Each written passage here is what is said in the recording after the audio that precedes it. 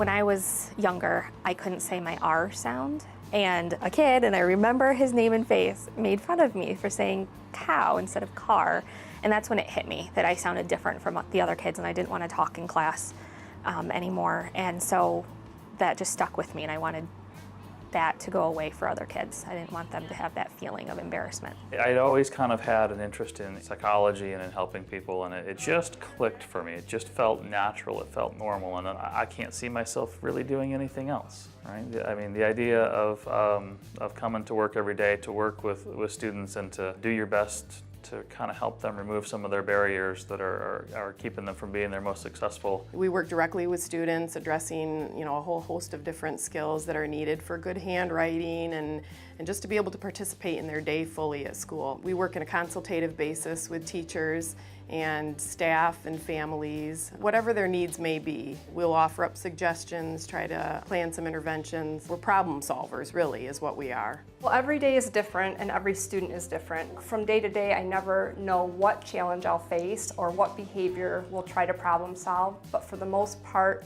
we figure things out and make things better for kids. A larger part of my job, other than the speech, is the language part of it. Students that have difficulty with vocabulary, not the vocabulary list in their science book, but just knowing the words that they should know for their age. Being able to organize their thoughts well enough to tell a story, being able to understand what a teacher is saying. That is probably the biggest part and the most misunderstood part of our job. I'm an itinerant, so that means you can be anywhere depending upon the year. So this is my third year with the ISD, and it's my third different set of programs. So I've had anything from preschool through high school, and I've had 2 different center-based programs, including here at the SLC in Evergreen where I'm now. And I've worked with anywhere from students who are nonverbal to going to graduate high school and everywhere in between. It's stretched me and grown me as a person and as a professional. We link typically developing students with autism spectrum disorder,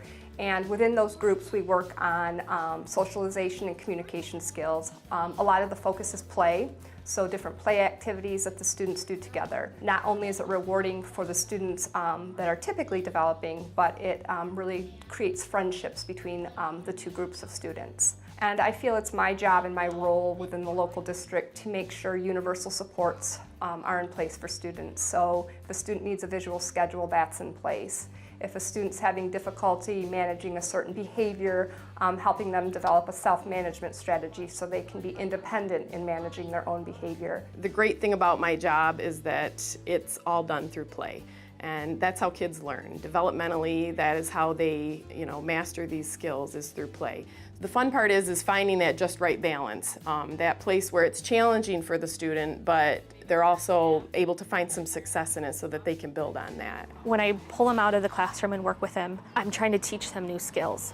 But it doesn't matter if they can do the skill if they can only do it with me in this room. So then I go into the classroom with them and help them generalize those skills so they're doing it with their teacher and their friends and in the library and in the gym so they can truly use the skills that I'm teaching them. We have social work, speech and language pathology, psychologists. It's everybody. It's the teachers, the principal, special ed director. We all work together to try to help these students be as successful as they can be at school. Really, my goal is to take a look at, in a partnership with that student and say, all right, this is what's going on. How do we move forward, right? How do we learn from this? How do we grow? How do we make a better decision? The idea is let's get the things that are in the way out of the way so you can grow up and be the best you possible. Everybody learns differently, and everybody has a strength and a weakness. My ability to give them those skills that they can then take and use them to learn is what's important.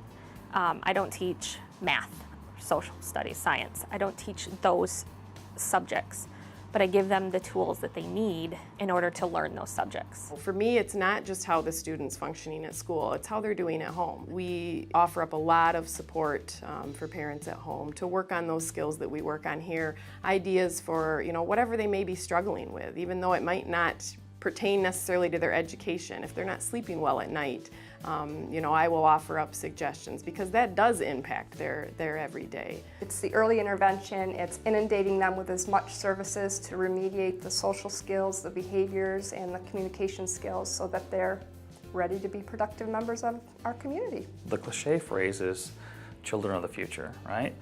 Well, it's cliche, but it's also the truth. The more that we are available to help our students grow and mature and become, more complete and well-rounded human beings, the better off we all are.